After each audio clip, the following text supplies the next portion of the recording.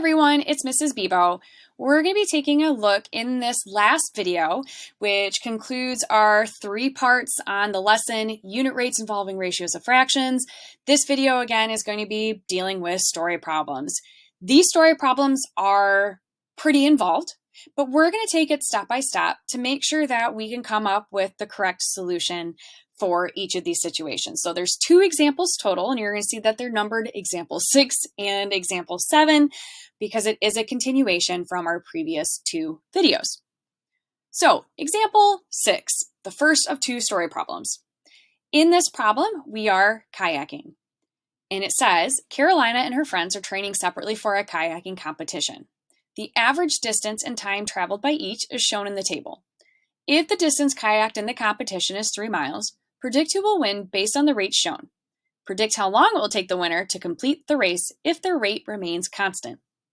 So in that paragraph, there is a lot going on, and I get that, which is why I have stressed many times to my students, and I have mentioned it several times within these videos, reread questions, right? Reread it as many times as you need.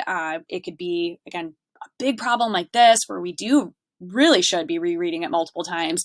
It could even be your basic, here's just one sentence and then solve it, right?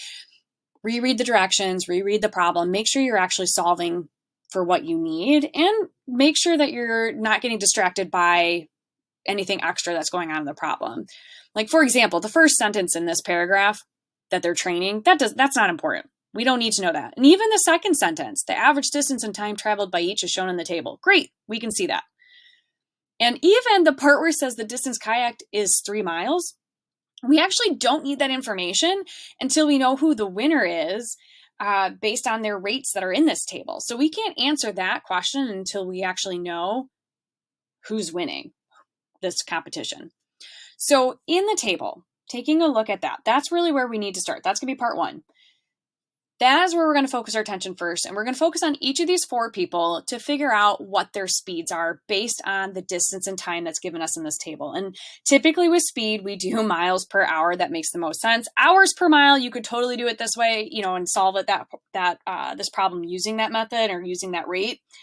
I am going to just keep it consistent with what we've been talking about. We're going to do miles per hour. I also understand, again, there are many ways that you can go through and think through this question.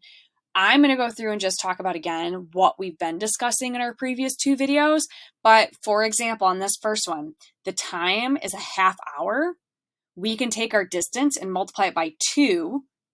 And then same thing with the time, right? Because the time, half times 2 is going to be 1 full hour.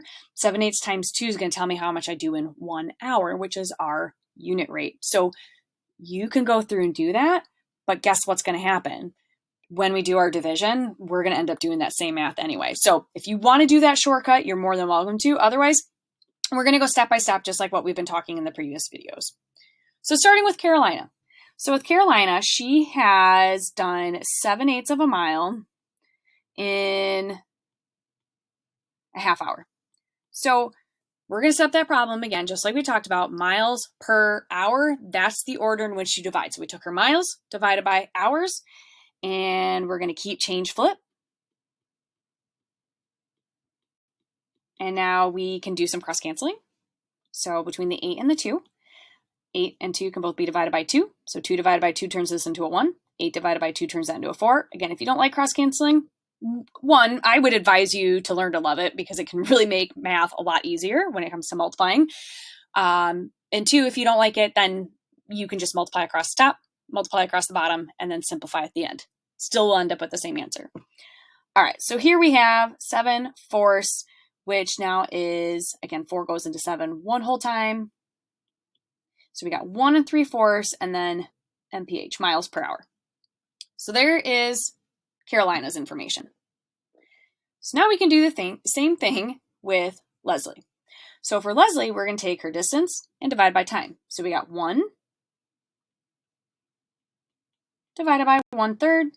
This one's super nice because we're going to keep, and we're going to actually just keep it as 1, because what's going to happen is when we change this to multiplying by the reciprocal of 1/3 is 3/1, which is just 3. So we're going to do 1 times 3, which is 3, and then that was it for her. So Leslie's speed is 3 miles per hour. All right, Brian's is super nice as well because we're going to do 3/4 divided by 3/4. And you do not need to do any keep, change, flip. I mean, if you do, it's not, again, the end of the world, but don't do more work than you need to. 3/4 divided by 3/4, that's 1. So we got 1 mile per hour. And last but not least, we got Javier. So with Javier, we can go through and calculate his speed. So we're going to go through and do miles per hour. So 1 divided by 2/3. We're going to keep, change, flip. I guess we can write that as 1/1. But again, this one's actually not bad because you're basically doing 1 times 3/2. And then that's going to be 3/2. So this will be 1 1/2 miles per hour. So if we take a look now, so that was part 1. We had to figure out the speed of each of these competitors. We got them all figured out. Carolina was 1 3/4. We have Leslie at 3 miles per hour. We got Brian at 1. And then we have Javier at 1 1/2. So in this competition, Leslie kind of blows everyone out of the water. She does 3 miles per hour. And so with that information in mind, that's going to lead us into part 2. So this is the number we're going to focus on. So part 1 again, if the distance kayaked in the competition is 3 miles, we're going to predict who will win based on the rates shown. Leslie's going to win based on the rates shown in the table. So that helps answer that first part. So we're going to say Leslie. But part 2 is how long it will take the winner to complete the race if that rate remains constant. Well, if she does 3 miles per hour and the race is 3 miles, it's going to take her 1 hour to finish. And so that was it for this problem.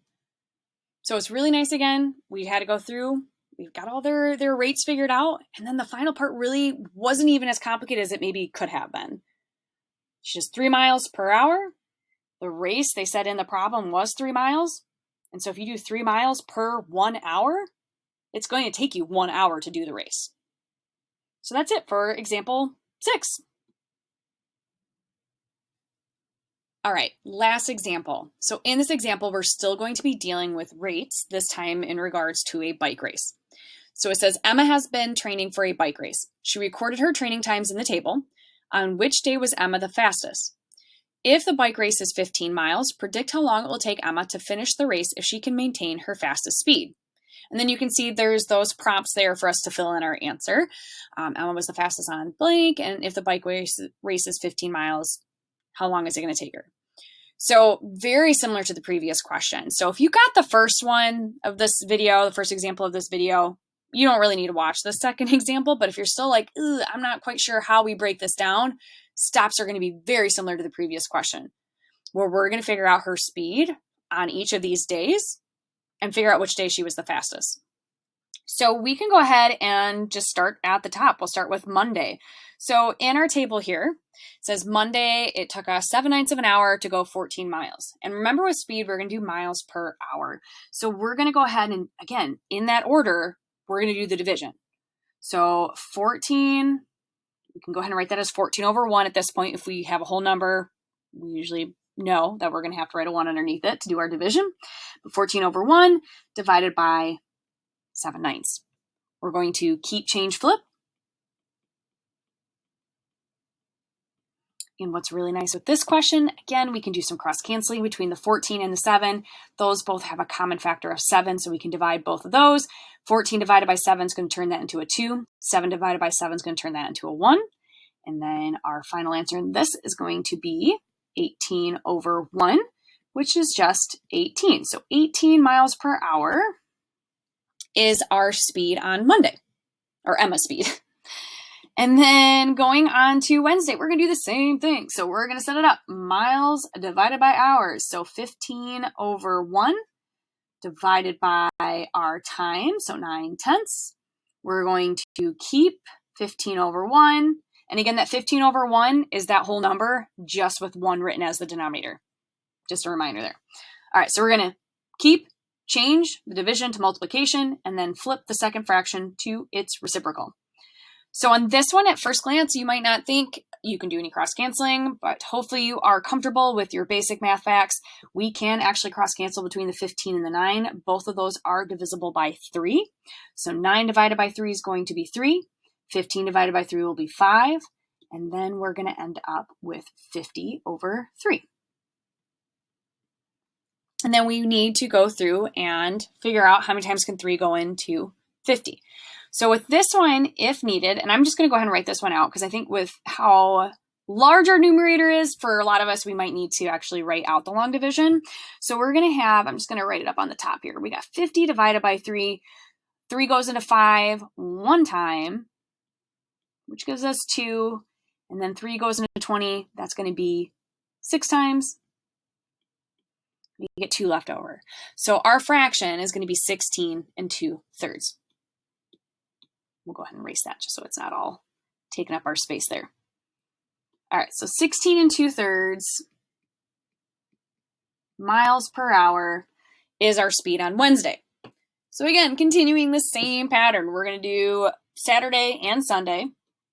So we're going to go through Saturday, and we'll do our miles. So we're going to go ahead and just write that right away as 9 over 1. We're going to divide that by our time, 3/4. We're going to keep, change, flip. We're going to go ahead and do that cross canceling between the 9 and the 3.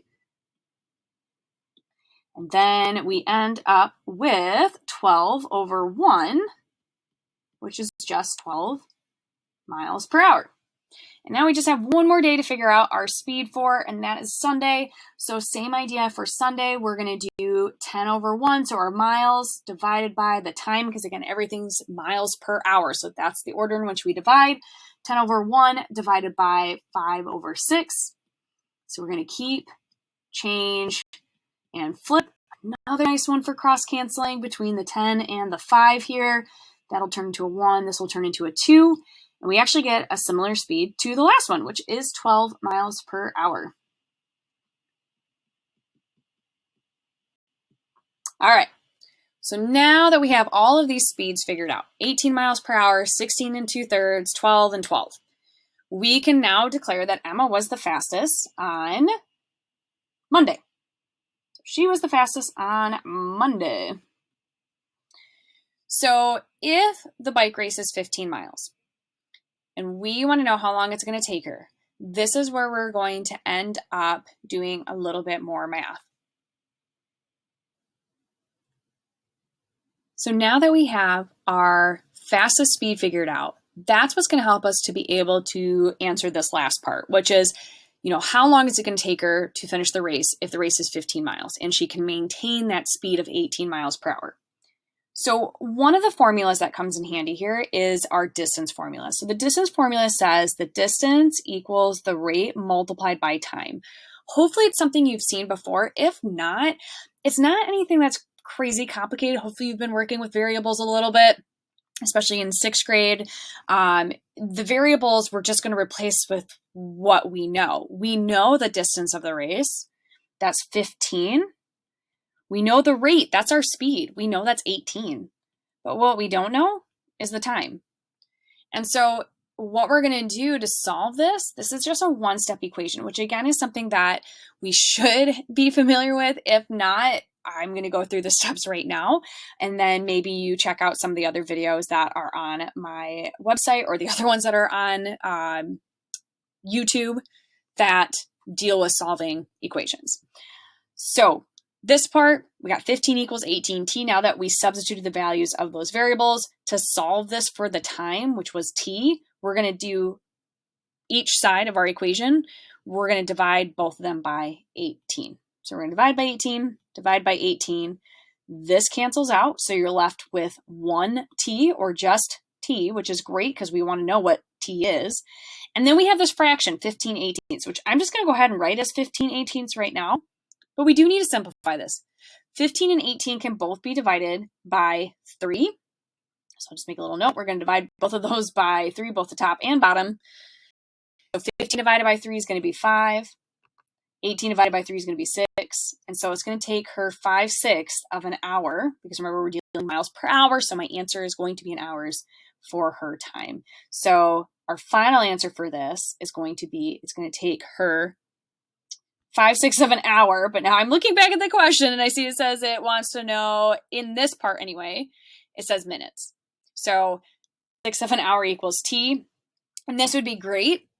I would be okay with this, but this problem does throw a little bit of a loop because it does say back up in the problem how many minutes to complete the race. So we do have to take 5/6 of an hour and then change that back into minutes, which isn't anything too crazy because if you remember from our second video, we did talk about how we converted our time. So if we had, however many minutes, in this case, it's 60 minutes. Well, to go from 6 to 60, we multiply that by 10.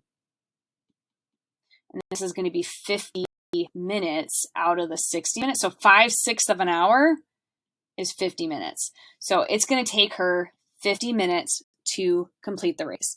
Again, just double check if your problem just said how long, because up in the original problem, it just says predict how long it will take. 5/6 of an hour would have been perfect. But glancing down at this part here, where it actually wants us to write our answer, it does say minutes. And so we do technically need to take our hours and then convert to minutes, which again, really not bad with this problem since it's 5/6 of an hour. Pretty easy to get that so that it's back out of 60. And so 50 minutes out of 60 minutes, there's our time, 50 minutes. So that concludes our unit rates involving ratios of fractions. If you have any questions, make sure you leave a comment on the video and I'll get back to you as soon as I can. Thanks for watching.